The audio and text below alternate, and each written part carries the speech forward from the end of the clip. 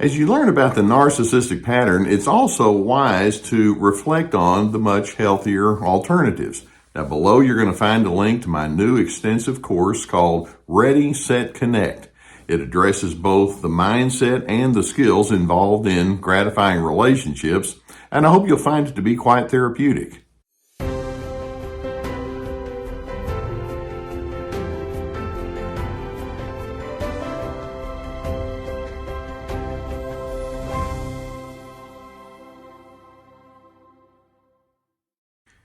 As I speak with you today, I want you to know that I have a heart of compassion for so many of you who have been on the receiving end of abusive maltreatment at the hand of narcissists. There's no reason in the world for individuals such as that to think that they can and should have control over you and try to dictate who you're going to be, but that's exactly what the narcissistic pattern is all about. And the longer you're exposed to that, it can have an erosive effect from the inside out on the inside of you. Narcissists see you as nothing more than supply for them. You're there to make them feel good and to prop them up. And so over time, you begin to lose the distinctives that are inherent to who you are. And so you can ask yourself the question, well, is it possible after I've had all that exposure and I've been worn down, is it possible to heal? Now, you can guess that, of course, my response is absolutely yes. Now, to give you an illustration or an analogy, let's say you've had a bad knee and you've had to have knee surgery, and as the time goes by, you still may walk with a little bit of a limp or some pain inside the knee, but the knee, because of the surgery, can actually be strengthened. You just know that there's an after effect. And in the same way, when you've been exposed to a narcissist, you can't completely remove the influence that they've had in your life, and you might walk with what we might refer to as a psychological limp, but you can get through it. And I hope that you hear that loud and clear. Now, in order to get through some of the erosive and long-term impact that narcissists can have on you, it's important for you to know what to look for.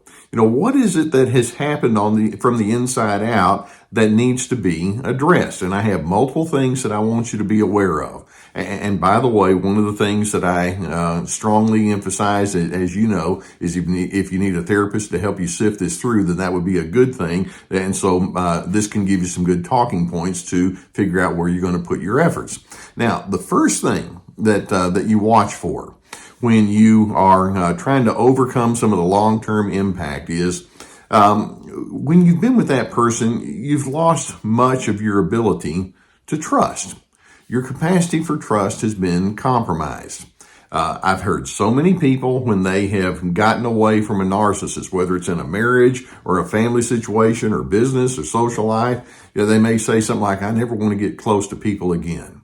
Or I never want to work in that kind of capacity. Or I just want to have nothing to do with anybody that shows an interest in me, because there's a sense that says, I don't even know where I stand with people, and I don't know who I can trust or if I can ever trust again. I put so much of myself into that relationship, and look where it got me.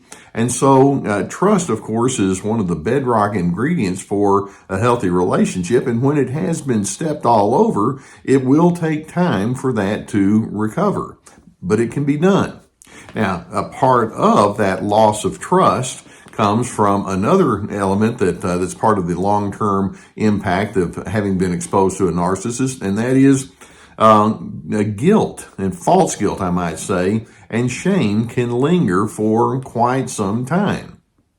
One of the tendencies that narcissists strongly hold on to is the tendency toward criticism. I mean, they can find fault with who knows what, and I want you to think, how many times have you been exposed to a narcissist criticism? It can be little micro criticisms, like, where'd you do something like that for? Or it can be really large criticisms where they just completely shame you and they put all sorts of negative vibes onto you to the extent that you easily second guess yourself. You have lingering doubts about your own decency.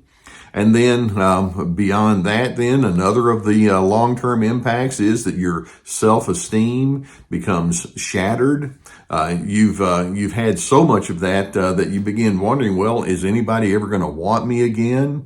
Does anybody have any ability to see the good in me? And even when somebody does say nice things to you, it's like, can I trust it? Going back to that again. And are they just saying good things to make me feel better? Or if they found out some of the details of what I've been through, would they just run from me? What if they found out that I didn't respond well? And so you can have all of these questions rummaging around on the inside of yourself, which then leads to another serious problem or after effect. And that is you finally just feel like you're damaged goods. If everybody knew all the things that I've experienced, that I've said, the mistakes I've made, the things that I've been exposed to, they'd think that I'm not stable, or they'd think that I'm not credible, or they may think I'm a nut job. And so you can have those kind of doubts running through your mind. And another long-term effect that can occur is that you can have a too strong of a sense of defensiveness. Sometimes you do need to know when to hold your walls up long enough for that trust to develop. But when you've been exposed to narcissists who just whittle away at you, those defenses can be too high and too thick to the extent that you're overly cautious. You hardly know what's normal anymore. You find yourself feeling like you're either just not going to let anybody inside of and know who you are, or you have to justify or rationalize way too much. That can be part of the after effect. Sometimes one of the lingering effects of having been exposed to a narcissist is that you wind up becoming really rebellious. It's what I refer to as the dog in the fence mentality. And when the gate is finally flung open and the dog leaves, the dog sometimes doesn't make a whole lot of sense in terms of what they do once they get outside the fence. And so many times when you get away from that narcissistic person, it'd be like, good, freedom. I'm going to do anything I want. But sometimes in your haste, you can actually be self-destructive in some of the things that you can do. So that's something you have to really watch for. It's kind of like you have this mentality that says, nobody's going to tell me what to do anymore. And you're so weary and tired of the values that have been foisted upon you that's like, I'm just going to do the exact opposite. And sometimes you can go too far with that.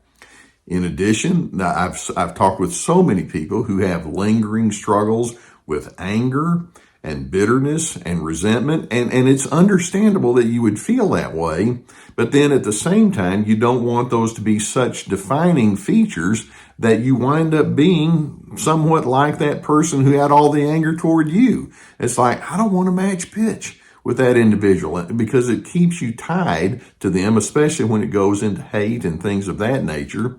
And as a result, sometimes you can wind up displacing your anger onto other individuals who may not have a whole lot to do with it. For example, let's suppose that a narcissist has been really bad to you, and then there's somebody that you know that knows the narcissist, and they're actually a pretty decent person, but you can just be rude to them too. It's like, well, they don't deserve that. But sometimes that's what we refer to as displacement.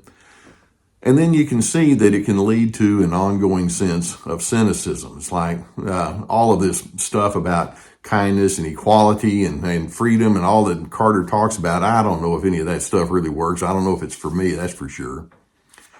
It's so necessary for you to have this mindset that says, I can do better. That narcissist represents that which is wrong, but I don't need to take so much of my cue from that individual that they wind up still having an impact on my quality of life once they're in my rearview mirror.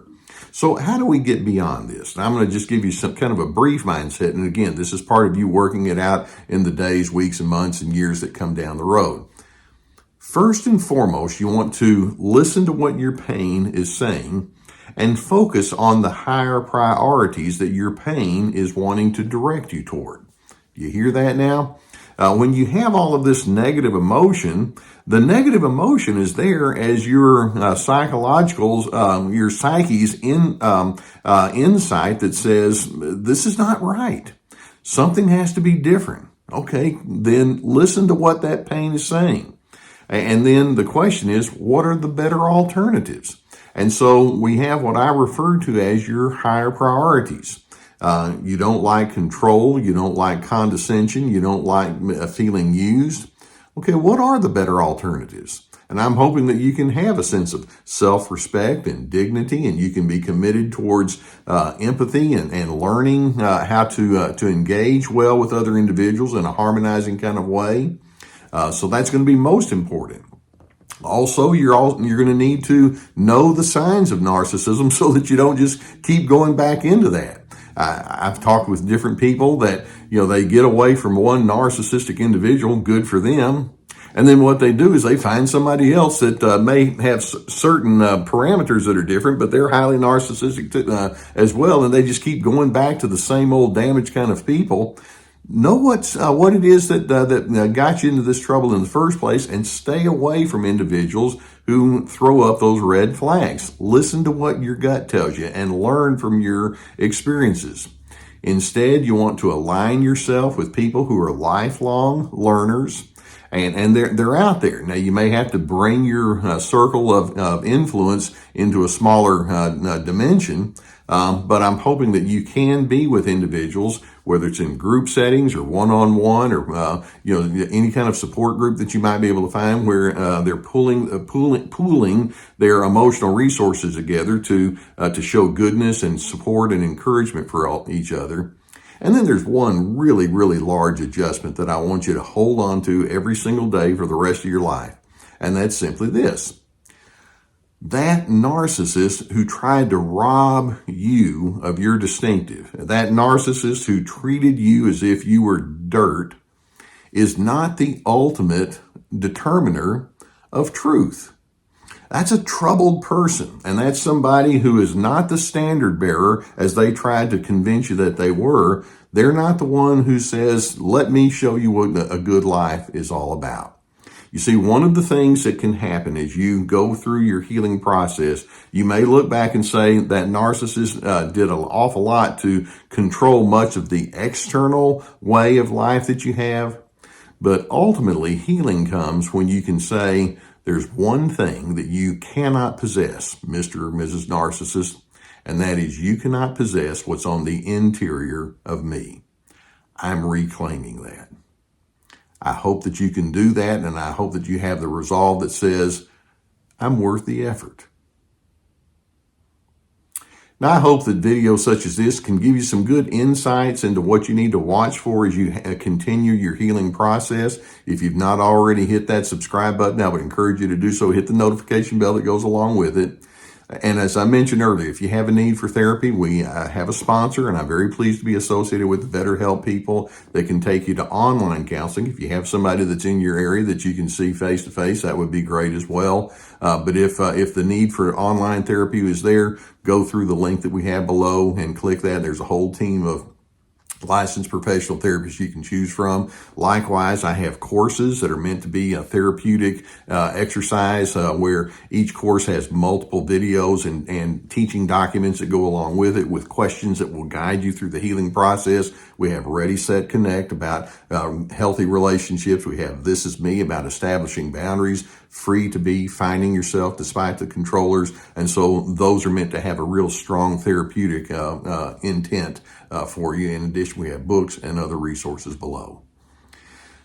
You may be that person that has a bit of a psychological limp, but the bottom line is you can continue to move forward, and you can put that narcissistic person in your rearview mirror. I mean it when I say you're worth the effort, but it has to start from the inside out, believing that change indeed can happen and that there is a dignity that can be restored. And as you do so, I truly hope that you're able to find peace in your life.